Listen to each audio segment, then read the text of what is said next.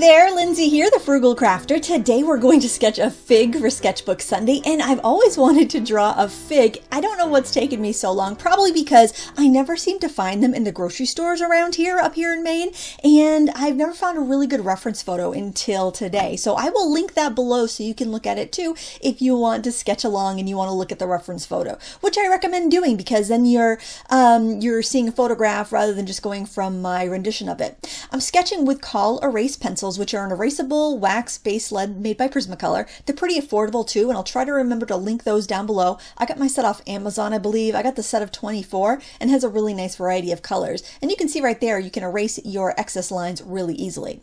By the way, if you want a real-time version of this tutorial, it is up in Critique Club. Critique Club is a membership group that I have over in my Teachable School for folks that want a little help on the paintings they're working on their own. And I also put a couple of the Sketchbook Sunday tutorials in real time narrated in that group as well, because those are the projects that I'm working to develop my own skills, so you can kind of hear as I work through things. And I think that's kind of helpful if you're on that journey where you're really trying to grow and you kind of want to see how other people creative problem solve as you go. But then again, I know it's not going to be interesting to the vast amount of people on YouTube, so that's why I don't throw them on here. But the time lapses are also really fun to share because when I'm sharing this, it's kind of after the fact. So I'm working in my Fabriano sketchbook, which is a pretty decent paper for using some watercolor, as long as you're not doing too many layers. And I've put some really light washes of like a pale sap green and a little bit of quin rose there,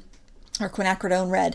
And now I'm using the sap green a little bit stronger just on the edges to kind of do the skin, and I've mixed the quin red and the sap green together to make a brown, and I'm also adding that at the edge to get that kind of brownish skin that a fig has. We only can see the little edges of it, so it's almost like how you'd paint an avocado. You just get that little sliver of leathery skin on the edge. Of course, I don't know if a fig has leathery skin. I've never actually seen an actual real life fig before. Isn't that? I'm so sheltered. I'm taking that same dark brown color that I made with the green and red and putting in the deepest shadows that I see. Now I don't want to go too crazy with this color because if you get too much brown in your fruit, it's going to look a little spoiled or a little past its prime, and I don't want this juicy fig to look old. So I just wanted to use that very sparingly, and also down at the bottom of the fig too. That's kind of dark there as well. Kind of the opposing end where the stem would be, where it would be attached to the tree. And now I'm using the quinacridone red just to do the, well, there's kind of like these little divisions between these little, I'm going to say like little pockets of fruit, little pockets of flesh there in the fruit. So I'm getting in those little dividing cell walls, I guess. And then I've watered it down a little bit more, and I'm doing these really fair pink lines. They almost look like veins. It's almost a very vascular looking thing to paint this fig. It's very interesting. So I'm using a watered down version of that pink. Now this red, really, it's almost like a strawberry, perfect strawberry red. It's just gorgeous. And of course, I can't remember exactly. I think it's Daniel Smith quinacridone rose, to be honest, but I'm not 100% sure because I filled this palette up the other day going from tubes in my stash, and I wanted to make sure I got some in there that I don't use. You know what that is? No, that's quinacridone red by Mission Gold. That's what it is right there. I remembered. And I remember that because those tubes are so big, it's hard to get them in these tiny little openings in this palette. This palette, by the way, is a Stephanie Law palette. It's sold by Etcher currently, and I will link that down below as well, and I'll have a review on this pretty soon too. I was really curious. It's the first time I've used this, and I was wondering if it was going to be really impractical and a pain to use, but honestly, I really liked it for working in my sketchbook. I was surprised. So here I'm just using some yellow ochre to do these seeds, and the reason I'm using yellow ochre is because it does tend to be a little opaque, and I know that it's going to stand out on the pink a little bit better than other yellows will. So that's why I chose that. Plus, it's not a really bright, those little seeds are not really bright. And once I got the seeds placed, then I could go in a little more confidently and paint the walls between those fruity packets, kind of like on a piece of citrus fruit where you've got those little juice globules there. I don't know how better to explain it, but that's what it looks like anyway. It kind of reminded me of painting a pomegranate. Like I did a pomegranate real-time tutorial like a year or two ago. It very much reminded me of painting that.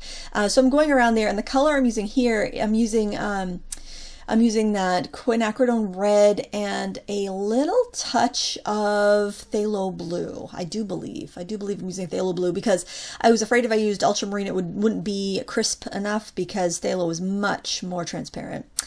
And that's the thing, when you get 37 colors in a palette like that, remembering what cool blue you used, man, it's it's a little challenging. But other than the yellow ochre, I kept my colors pretty cool because I wanted to make sure that I wasn't going to get mud. I wanted this to be nice and fresh looking. And oh, another thing, I also manually focused in on my sketchbook page so it wouldn't go out of focus at all when I was sketching. I was worried having like zoomed in so much like this that I would have some issues. Now here what I'm doing is taking that quinacridone red, kind of medium wateriness, I would say probably like maybe skim milk or something, and I'm going in and adding taps here and there with a pretty thirsty brush. This is a number 4. Well, you know, that might be number 2. I'm not sure. It's a Mimic Squirrel. It's a smaller one that's in that value pack, and I really like these brushes. They're a faux fur brush. They work really well, and I've been using them for years, and they've held up really well. So I've had really good luck, really impressed with those. And now I'm just adding a little bit more of the water. Actually, I think I used a little bit of like green gold there, just in that edge, just to brighten it up a little bit, where the skin kind of comes in contact with the pith of the fruit there, and I'm adding a little more sap green in.